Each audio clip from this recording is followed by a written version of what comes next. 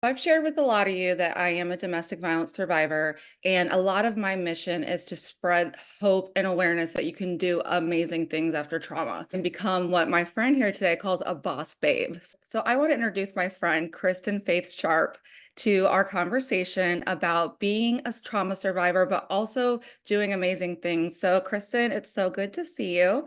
And I'd like yeah. So, Kristen, I really wanted you to come on and share today. And you have gone through some things yourself that I will let you share, but how has abuse impacted your life? Well, first of all, thank you so much for having me and being able to give me the platform to share my story.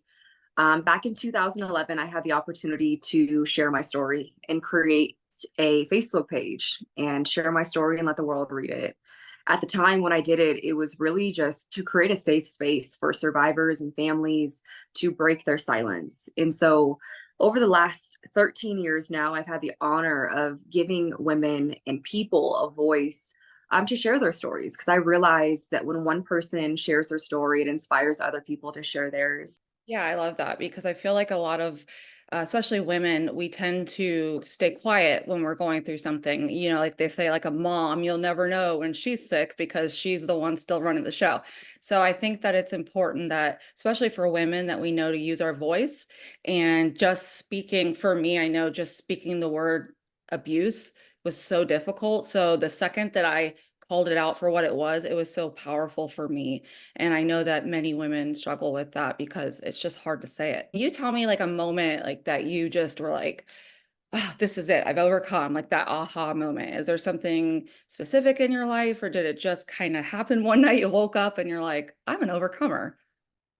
Um, if I'm going to be 100% transparent, honestly, I think that when I transitioned out of my nonprofit, I felt I overcame.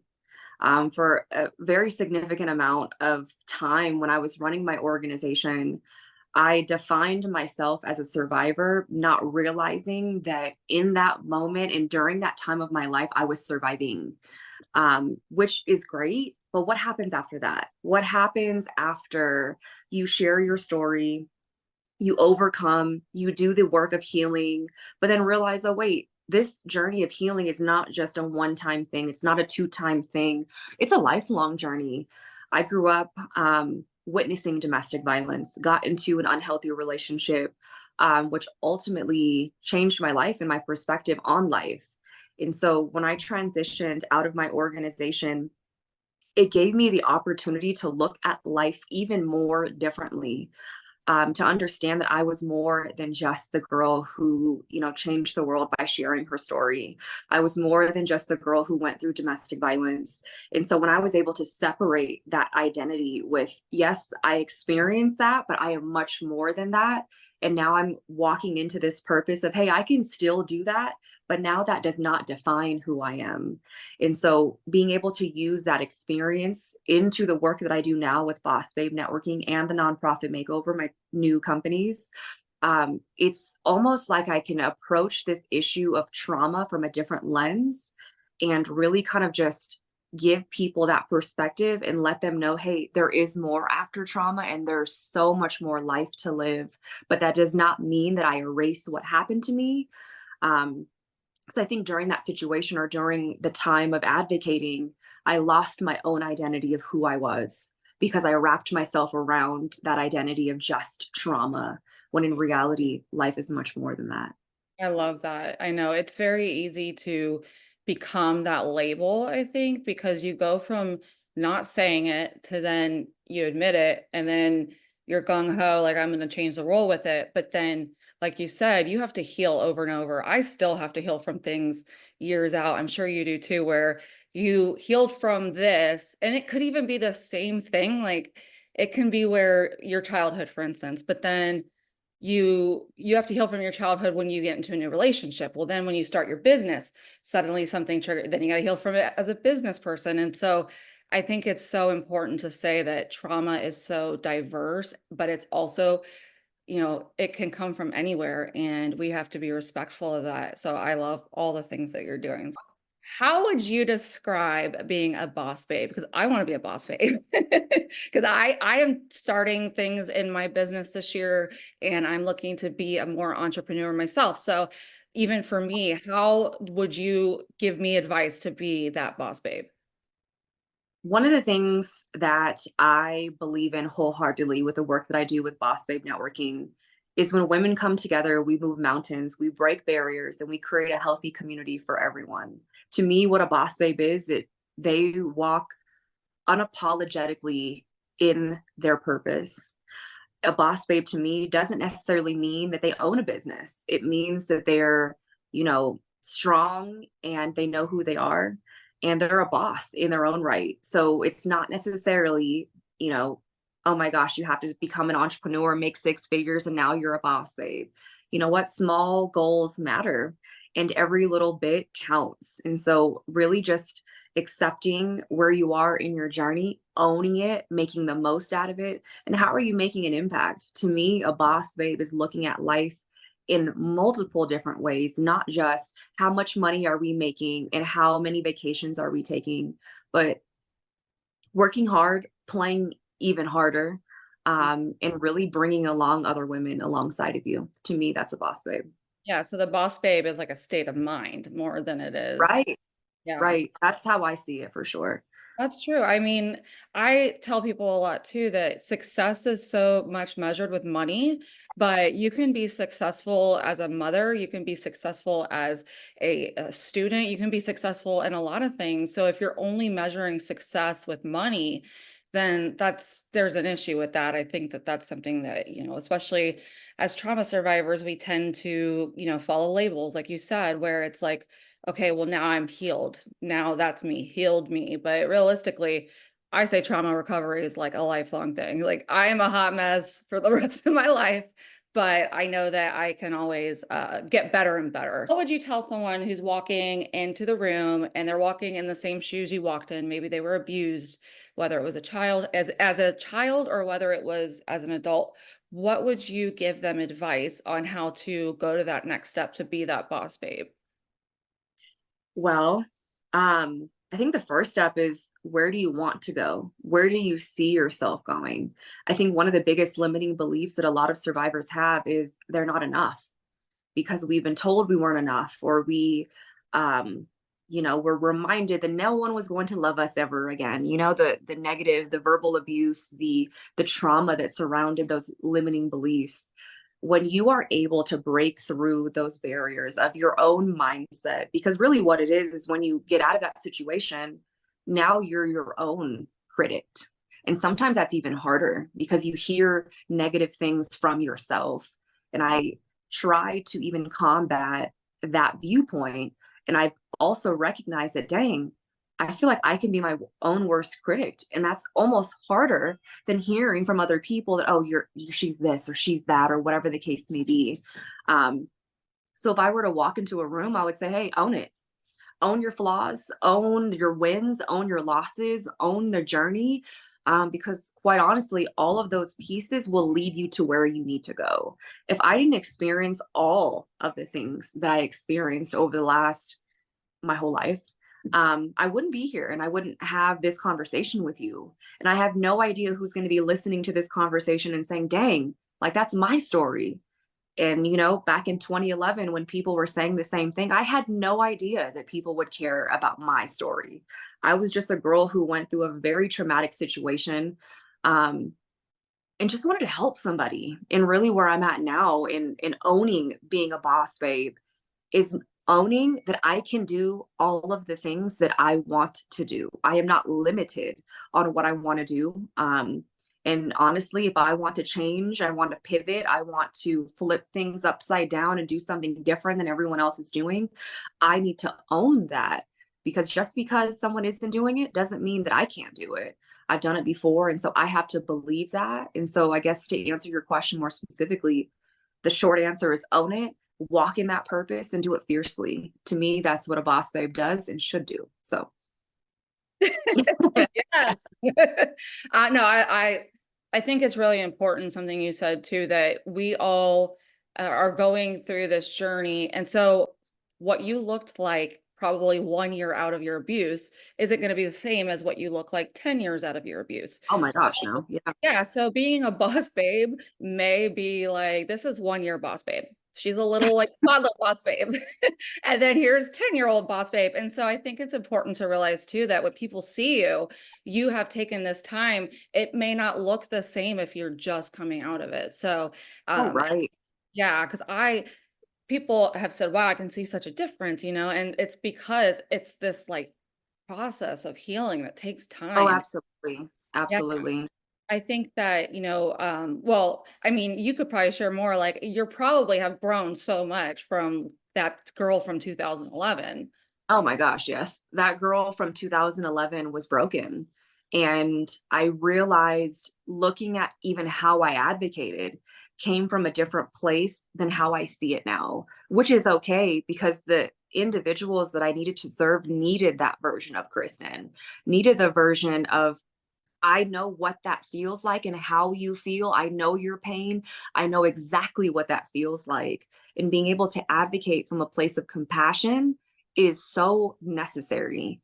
However, now I'm able to look at it from much more than just that little piece because now the woman that I am today looks at it from the perspective of I'm not just surviving, I'm thriving and I'm doing more than that. And in that time of advocating I didn't understand what that meant. I was proud to be a survivor because I went through that situation and I had a sisterhood and a family to wrap their arms around me, and together we championed this cause. And really was able to come from a different perspective of how this issue needed to be seen, heard, and understood. And so where I'm at now, it's more so, hey, I went through that situation that made me who I am, that made me resilient, that made me compassionate. But more importantly, it doesn't define me. And I feel like that was a really big struggle that I had as a survivor is I only identified as that. And I didn't identify as being a boss babe. I just identified with, hey, I'm a change maker, and that's great.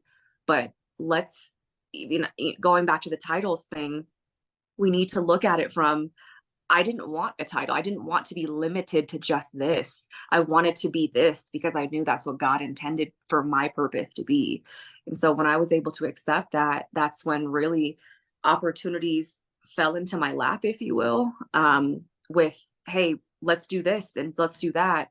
And then I was trying to bridge both worlds of advocacy and entrepreneurship. And I kept finding this clash of like, well, how do I do it? It feels like they're two different worlds. And now finally figuring out how to blend those two worlds without it being one or the other is really exciting. And I really am looking forward to what 2024 is going to look like with that new mantra. Well, I want you to share exactly what you're doing. I mean, I know that you don't have to give me like the whole, every single detail. I want everybody to know what you're doing with your nonprofit makeover and then also your network with your Boss Babe network. So please share that with us. Absolutely. So when I transitioned out of my nonprofit in 2020, I knew that God was calling me to do more. I had no idea what that even meant. I have been trying to figure it out for the last, few years, and I've been doing it, but I'm like, God, this doesn't feel like how it felt when I was in my nonprofit. Um, and I knew that God was stretching me. Okay, think bigger, think bigger. I'm like, what does that mean? What does bigger mean?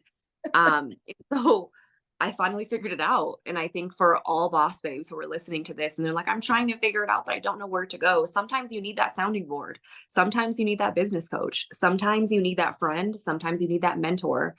And I was able to acquire all of those things and have that network of people to help uplift me, to remind me that I am that boss babe and I'm not just limited to one thing. Anyway, the nonprofit makeover, the focus of that company is to bridge the gap in philanthropy.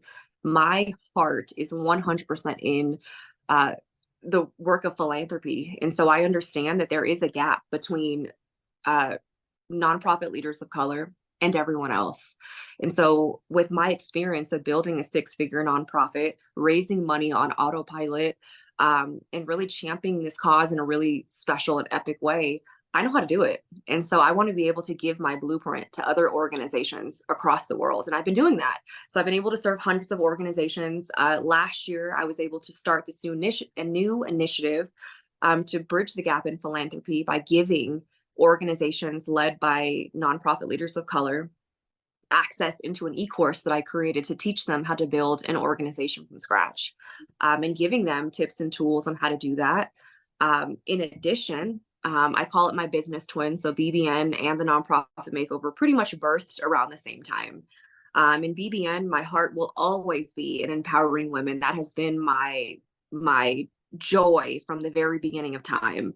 And so really what the purpose of BBN is to give women a voice in business and in their careers. And so I do that in a variety of different ways, to help with business coaching, social media marketing, all that fun stuff. And in addition to that is we have now incorporated domestic violence as our social impact. And let me tell you, it feels so good to be back. It feels like the weight was worth it. Even though in the moment it didn't feel like that. It felt like, God, what are you telling me to do? But really what my heart is really to continue giving women a voice. And I'm going to be doing that in a variety of different ways. Giving women who have experienced domestic violence an opportunity to share their story and learn how to make money doing so. In addition to that, because since I transitioned out of my nonprofit, people have still contacted me asking for support. And where my heart is I can't turn them away. God gave me this story and I got to do something with it. So I want to be able to grow an advocacy team of individuals to help address those individuals who are going through those situations. And so we're going to be building a membership society where individuals can basically invest in the opportunity to employ survivors of DV while also growing their businesses at the same time. So it's a lot of good stuff. That's amazing. I love all of it. Anything that your cause is. So if your heart is really for human trafficking, if it's for abuse, if it's for homelessness, I think people sometimes are just in the box. Like, okay, well then you have to go to the local center and you have to do this and but people don't realize that God is so much in business and helping people to, become financially independent. A lot of survivors are leaving with nothing. I don't care if they were rich before, they've been financially abused and they're leaving with nothing. So to equip someone, like I can hand you something, but if I teach you how to do it on your own, that's more valuable. So I think that having more of that, more of the survivor becoming independent on their own, as adverse to just giving and then walking away and saying, that whole, well, I'll be praying for you. And then, you never see Right. him again. So I Right. think you are being the hands and feet of Jesus. It's just in a different perspective, and now you can help survivors in that business world because they are there and they're more apt to be quiet because, they have a profession and they have this and they yank themselves out of trauma and then throw themselves into their business and they don't heal. So I think what you're doing is incredible.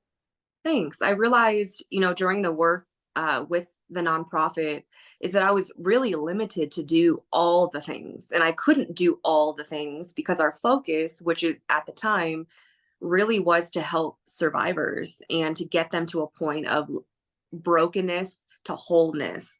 But there's only so much any single organization can do. And so where I see this is after you get the support from an organization, you come to us and you see all the opportunities that you can essentially be a part of, whether it's the community, it's the sisterhood.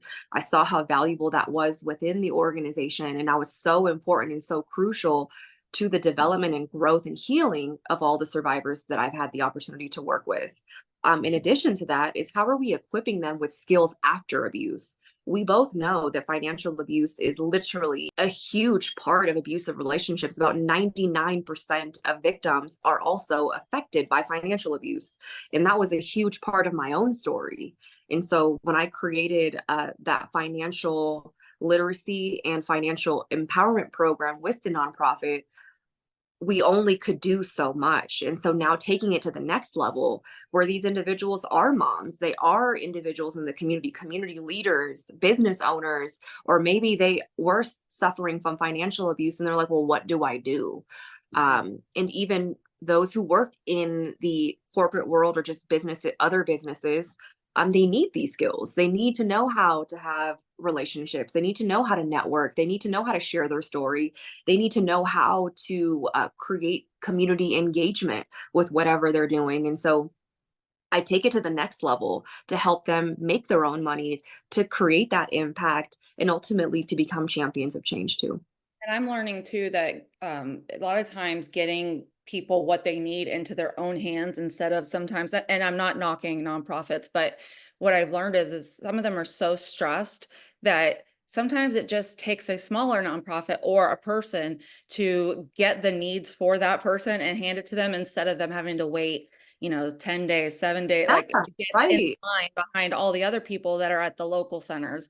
And so we can make a change. And if there's a need, you can be that person. You don't have to have that 501(c)(3) to say, I can help you. So I think it's important that we do talk more about, maybe some businesses that are for profit, but having that side to them that is community minded and philanthropic and wants to help. And so I think it's really important that you have both. You have your nonprofit side, but you also have your for-profit side. And so Right. yeah, because I think a lot of people think, well, because as soon as I say I help people with, oh, I like to, talk to people that are living through trauma or they've been through trauma, people are like, oh, you're a nonprofit. And I said, no, I'm not a nonprofit. I am one person just trying to make a change. The way that business is shaping up now is called a social impact business.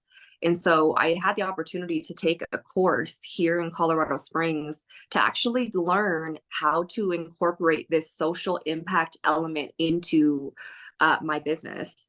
And so there are so many ways that people can do that. And so, literally, by addressing employment and empowering women of color is literally the social impact element of this is how we create change. With your support in our business, you could work with any other PR or marketing agency, but when you work with us, when you become a member with Boss Babe Networking, you know that you're actually getting the support for your business, but also supporting people in the community as well. And so, to me, I would be more enticed with working with that type of business versus maybe another one who is just helping with my business and it ends there. I'm all Mm. about relationships. I'm all about evolving. I'm all about doing stuff that's different. And so, for anyone who's watching and is like, oh my gosh, you mean that I can create an impact without creating a nonprofit? Yes. There are so many pros and cons to both. And one of them is, if you're a visionary and you have a dream of creating X, Y, and Z impact in your community, sometimes you're limited in what you can do because of the stipulations and barriers of a nonprofit. That does not mean that I'm completely against nonprofits. I do also offer nonprofit consulting and had the opportunity to serve hundreds of organizations over the last few years. But when you know that you can create an impact without having to create a whole nother business and getting a board of directors and creating bylaws and doing all the kind of the legalities of what nonprofits entail, um, you can create an impact immediately just by incorporating the right business model for your I think business. you're more free. If you want to partner today with this nonprofit or tomorrow you want to help in just your own way, you can serve many causes and you can do whatever it is that you want to do. So I think it's important to remember that as well. Like you're not bound by just one cause or anything like that. So, but yeah, I love nonprofits too. I'm a nonprofit girl myself. I love them. I've worked for them. They're great. It's been so great to have you, Kristen. I feel like we could talk for like hours if we got going because there's just so much to talk about. I definitely will put all your website information into either the video or in the captions. We'll figure it out. But it was so great to talk to you. It's always such a pleasure. You're such a motivating, uplifting person. It's what the Trauma Survivor's Guide to Life Abundantly is all about for us. So we really appreciate it.